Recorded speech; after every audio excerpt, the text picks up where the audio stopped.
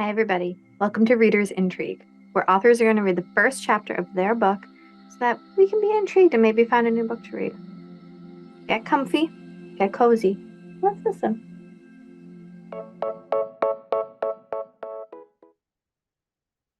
Hi, everyone. I'm Liz Alterman. I am the author of the domestic suspense novel, The Perfect Neighborhood. I'm also the author of the young adult thriller, He'll Be Waiting, and a memoir called Sad Sacked, which is available through Audible and will also be available in paperback and ebook in June of 2024. Today, I'm going to read to you from The Perfect Neighborhood, which should hopefully appeal to fans of Big Little Lies, Desperate Housewives, those types of programs. And I'm going to start with chapter 1, and I hope you enjoy it.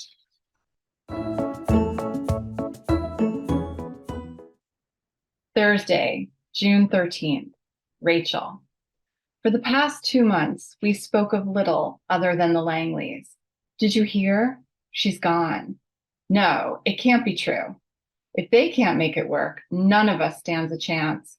Allison and Christopher Langley? No, it's over. Totally. Someone saw him jogging with the dog, just the two of them. That's a first. How long do you figure he'll be alone? Less than a minute. Look at him. I bet he won't even have to set up an online dating profile. How fast do you think he'll decide to move back to the city? That house has to have what? 4 bedrooms at least? And so close to the elementary school. Let me know the second he decides to sell. I know a couple who'd kill for that location. On and on it went for weeks as May slipped into June. Nearly everyone within a 3-block radius of the Langleys' well-maintained colonial whispered about them over hedges, in the parks and playgrounds, while walking their dogs and toddlers around the pond in the heart of our otherwise sleepy town. Some refused to believe it. The Langleys? No way. I'm sure she's just off filming another commercial, probably somewhere fabulous. I wonder what she's pushing this time. Toothpaste, rental cars, what a life. That might have seemed plausible if Mary Alice Foster's son Phil hadn't seen Allison hurry into an Uber at 4 a.m. without a suitcase. Can we trust Phil? No disrespect. I'm just saying. He hasn't seemed quite right since he's been back. Yeah, no offense, but Phil's not exactly credible. And why is he watching their house? That's creepy. Others insisted they'd seen it coming. I saw Allison looking teary at the drugstore a few weeks back, but I chalked it up to allergies, trees budding and all. Show me a person whose eyes aren't watering, right? Anyway, I said hello and she sort of waved back. It wasn't like we had a conversation. We didn't really know each other. Did anyone really know the Langleys? I bet she met someone, maybe a hedge fund guy with a fat bank account. Chris has got money, doesn't he? Royalties from that song. Wasn't it in the background of those beer commercials? Plus, she's probably making a bundle from those acting gigs. I'm talking about private jet money. She's what, 32, 34? Her window to bag a billionaire's closing, and she knows it. Probably got tired of life in the burbs. Can you blame her? Finally, we were able to purge every ill-formed, mean-spirited thought we'd ever harbored about them. Neighborhood scale vomiting, sickening, and delicious. I was part of it too, the gossip. It was wrong yet impossible to resist. Some of us were almost rooting against them from the start. You couldn't help it. So much to envy. Even their names, Allison and Christopher Langley, sounded clean, rich, regal. With her thick dark hair, perfect smile, and bone structure that implied she'd still be gorgeous at 80, everyone in the neighborhood treated her like royalty. Our very own Kate Middleton. And him? His rock star status, though faded, had even the most aloof mothers in Oak Hill swooning as they dropped off their budding musicians for piano, guitar, and voice lessons, which he gave in the afternoons. Nannies, too, left minivans idling at the curb to walk their charges to the door for a chance to see him up close, maybe even talk to him, drink in a few sips of his voice, which carried the faintest hint of a Southern drawl, a souvenir from the years he lived in New Orleans. Last year, when Frank Chadwick convinced Chris to join the town softball team, women who'd never watched their husbands play suddenly appeared on the sidelines. They pretended to cheer while admiring Christopher's butt, round as two firm cantaloupes beneath the thin polyester of those uniform pants. Is he wearing a cup, or is that natural? One woman whispered to another. All the running they did left the Langleys enviably fit. How many mornings had I looked out the bathroom window and nearly been blinded by their radiance as they jogged past the house? Good health oozed from their pores, the opposite of the image reflected back at me in the mirror. Graying hair sprouted at my roots and temples. My face, most days, appeared pale and puffy as an angel food cake. My tongue felt sandpapery as a cat's and tasted faintly of the wine I'd downed quickly the night before to take the edge off the day and force my evenings to blur into something more bearable. In the early spring, through the window screen, I could hear their laughter, the way they held a conversation and bantered easily, never out of breath, and I despised them. Golden and good-natured, even Murphy, their dog, was beautiful. If he stopped to chew grass, one of them would command, "Keep it moving, Murph," and the dog obeyed. How could you not loathe this couple? We were merciless in our constant need to dissect them. Like hawks circling, we waited to spot their weaknesses. They had no children. Some chalked it up to that selfish millennial stereotype. Others felt sorry for them. Such a shame. Their kids would be stunning. But a group of us, the ones who've fallen into codependent friendships, one forged for survival at mommy and me classes or preschool drop-offs and pickups, we envied the Langleys. United in our easy-to-maintain haircuts, comfortable shoes, and yoga pants, we resented them as we imagined the perfect pair doing all the things we no longer could, staying awake past 10 on a Friday night, sleeping in on Saturdays, savoring Sunday brunches. Deflated balls and mold-speckled riding toys weren't ruining their lawn. Their driveway wasn't littered with crushed-up pieces of forgotten chalk or pulverized goldfish crackers covered in ants.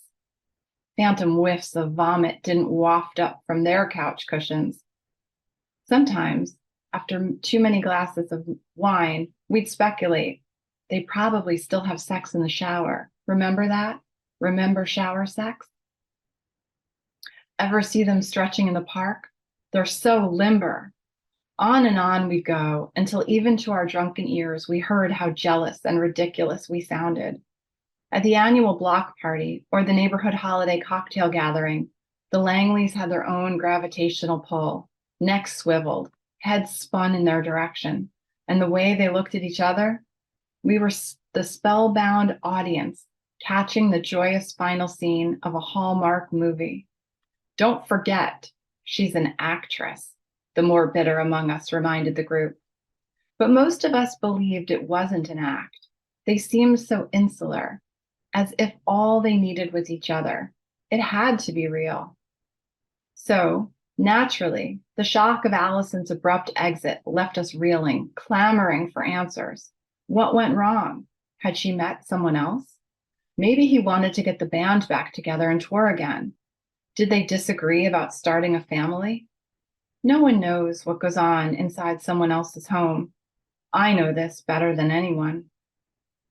And of course, it was none of our business. But after living so long in our quiet town, people craved news beyond soaring property values and preferred preschool teachers. How could Allison's decision to suddenly run off in the early hours of a late April morning not become breaking news that worked its way into nearly every conversation? What else did we have to talk about? The Petersons' new shed? Who might get a labradoodle? The Langleys would have continued to be our primary topic until Allison returned, Christopher moved away, or another couple's shocking divorce came to light, forcing our jaundiced eyes to shift in a new direction. The thing that brought the gossip to a shameful halt wasn't a reconciliation, a departure, or another couple's demise. It was the disappearance of Billy Barnes. Billy, who would turn 6 in July, vanished as he was walking home from kindergarten on a perfectly ordinary afternoon. Not a trace of him was left behind. Not the house key that dangled from his Yankees keychain, not a sneaker, not the dinosaur backpack that had his initials monogrammed just above a Tyrannosaurus Rex's roaring mouth. W.E.B., William Edward Barnes. He'd wanted Billy in navy blue block letters, but every parent knows putting a child's name out there constitutes an open invitation for a pedophile to attempt to lure them into their van. And yet, even without his name stitched there for all the world to see, he disappeared. Had a predator been watching, waiting for the right time to make a move? There's no evidence to suggest that's what happened, but what other explanation could there be? Could Billy have wandered off? Possibly. Like most 5-year-olds, he was insatiably curious. He asked 1,000 questions a day, even ones he already knew the answers to, a habit that irritated his father. Billy fancied himself an explorer, the pockets of his cargo shorts bursting with a plastic magnifying glass, compass, and miniature flashlight. But would he have ventured far from the sidewalk that led him home every afternoon? No, never. He'd been told that if he wanted the privilege of walking to and from school by himself, he had to be back on his porch by 3:15 p.m. every school day. No detours. Of course, there were times he wasn't completely alone. His neighbor and classmate, Oliver Jordan, frequently walked with him, behind him, really. Because of Oliver's short stature and tendency to stop to crush ants or leap in the air to shake raindrops off low-hanging leaves, he typically trailed Billy by at least 10 paces. "Hurry up, we're going to be late," Billy would call over his shoulder, though they had plenty of time. It's kindergarten. Who gives a shit?" Oliver, raised with 2 older brothers who lived on a steady diet of offensive YouTube videos and memes, would respond. Billy had a half-brother, Evan, from his father's first marriage. Even when he was in college, before he'd officially moved out, Evan had barely taken the time to say hello to Billy, let alone offer him swearing lessons the way Oliver's siblings had. The classmates often walked home together.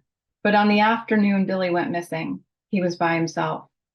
Oliver had been picked up by his mother, who was whisking him to an emergency dental appointment. One of Oliver's brothers had tripped him that morning, and he'd fallen face first into a metal radiator.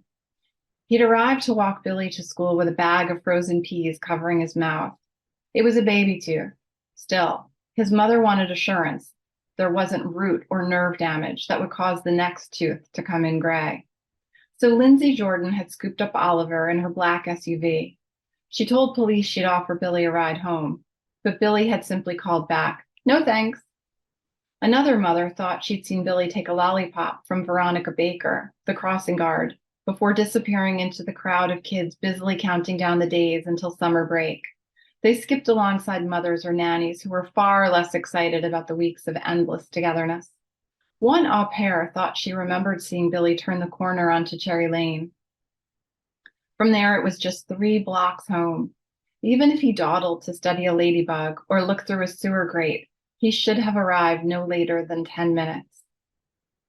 That was 7 hours ago, and no one has a clue where he was. Parents marshaled to help search, hanging posters from every telephone pole in town, as well as on bulletin boards in the post office, library, and even the supermarket, I'm told. Not that I've been there. Billy's photo appears below the word missing. His smile beams above information about his height and weight. The picture was taken a week ago on the kindergarten field trip to the zoo. Even in the black and white copies, his bright brown eyes shine. If you look closely, you can see that his cheeks are dotted with freckles from getting too much sun at a t-ball game. An untamable cowlick pokes up from the back of his head. The gossip, which had been so focused on the Langleys, shifted, settling swiftly and decisively on the Barnes family. "Did you hear about Billy Barnes?" "Oh my God, I did. It's unimaginable. Do you really think he was taken?" Abducted? In this neighborhood? A nightmare, an absolute nightmare. He was a sweet kid, right? Always friendly. Betsy told me his mom is in shock, walking up and down streets, screaming his name. Wouldn't you? Kindergarten is too young to walk home alone, right? I said the same thing to Pete as soon as I got the alert that Billy was gone. I heard their hushed, urgent voices as together we frantically searched the neighborhood this afternoon, believing maybe Billy had followed a chipmunk and wandered into a garage, hoping perhaps he'd accepted a last-minute invitation to a classmate's home, praying he'd simply gotten lost trying to corral a stray dog. Their fervent whispers floated over hedges, through picket fences, around corners. Their words traveled across lawns and hung in the branches of oak trees like poisonous fruit. But all conversation stopped as soon as I came into view. This time, I'm not part of the chatter. I'm on the outside, not included. No one wants to talk to me now because I'm Rachel Barnes. I'm Billy's mother. Thank you for listening to the first chapter of The Perfect Neighborhood. You can find me online at lizalterman.com. I'm also on Twitter at lizalterman.com and also on Instagram at lizalterman.com. Also, if you select The Perfect Neighborhood for your book club, I am more than happy to pop in for as little or as long as you'll have me to answer any questions about the story or writing or publishing in general. Thank you again for listening. Thank you again to the amazing author that read us a story. And be sure to check out all the other amazing shows on RB Media. Till next time. Bye.